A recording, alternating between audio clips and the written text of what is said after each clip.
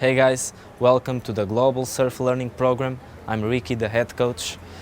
In this series of videos, we will approach some information, inputs and tips that will provide you a better understanding of surfing and will help you improving your techniques. Bring your board and join us. So today we are going to talk about the parts of the board and how to carry the board. So first of all, this is a surfboard, a soft top surfboard. The boards have different parts.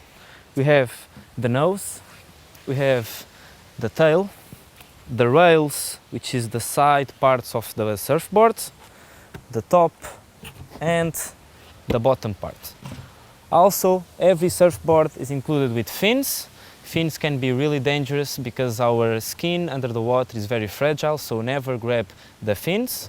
And also a leash. The leash is what gonna making you attach to the board while you surf, so you don't lose it.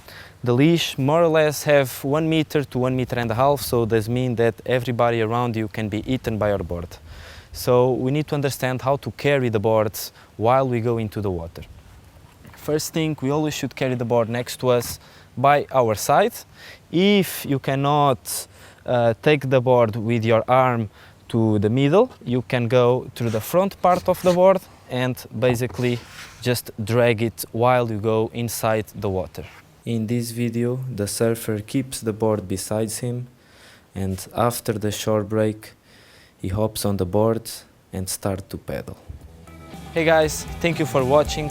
If you enjoyed and you learned something, please follow us to the next video.